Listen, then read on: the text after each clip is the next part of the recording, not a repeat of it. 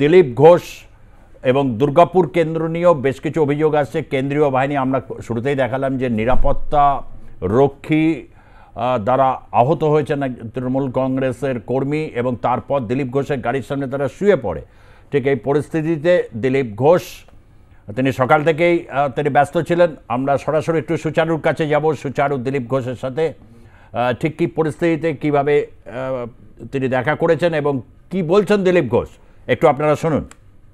বর্ধমান দুর্গাপুরের তুল্লা গ্রামে আমরা রয়েছি। দিলীপ ঘোষ সরে যেতে নারাজ। আমরা একটুখানি দিলীপ ঘোষের সঙ্গেও কথা বলবার চেষ্টা করবো। এই মুহূর্তে কি পরিস্থিতি চলছে এখানে তারা কি বলছেন, কি পরিস্থিতি এখানে রয়েছে, সেই দিকটাতে আমরা একটুখানি নজর রাখার চেষ্টা করব। উত্তেজনা পরিস্থিতি কিন্তু এখানে রয়েছে এবং অবশ্যই দিলীপ ঘোষ তিনি সংবাদ মাধ্যমের সামনে ঠিক কি বলছেন শুনবো। রাজ্য পুলিশ সামনে আমার কর্মীকে মারা হয়েছে, বার করে দেওয়া হয়েছে। এজেন্টকে দাঁড়িয়ে দেখছিল, বলছে সব ঠিক আছে। যেই আমি নেমেছি সব বেরিয়ে এসে পিলপিল করে, কোনো ভূমিকায় নেই, দাঁড়িয়ে মজা দেখছে। সব তুলবে সব নামা হচ্ছে। একেবারে দিলীপ ঘোষের গাড়ির সামনে শুয়ে পড়েছেন তৃণমূলের কর্মীরা। তারা একেবারে দিলীপ ঘোষের গাড়ির সামনে শুয়ে পড়েছেন।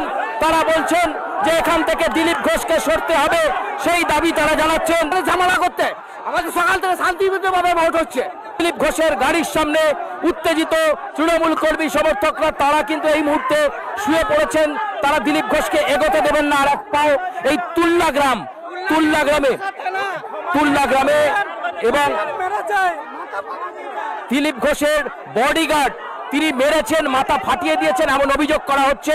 এবং এই মুহূর্তে আমরা দেখতে পাচ্ছি এখানে একেবারে উত্তেজিত পরিস্থিতি। দিলীপ ঘোষ তিনি গাড়ির ওপর উঠে গিয়েছেন এবং এখানে একটা উত্তেজনা পরিস্থিতি কিন্তু যথেষ্ট রয়েছে।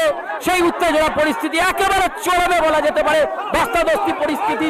দিলীপ ঘোষ গাড়িতেই বসে রয়েছেন এবং এখানে উত্তেজিত হয়ে গেছে মানুষজন, কারণ তার বডিগার্ড দিলীপ ঘোষের বডিগার্ড তিনি মারধর করেছেন এবং তাতে মুখ ফেটে গিয়েছে। ক্যামেরায় কৃষ্ণেন্দুর সঙ্গে সুচারু, আর প্লাস নিউজ, বর্ধমান দুর্গাপুর।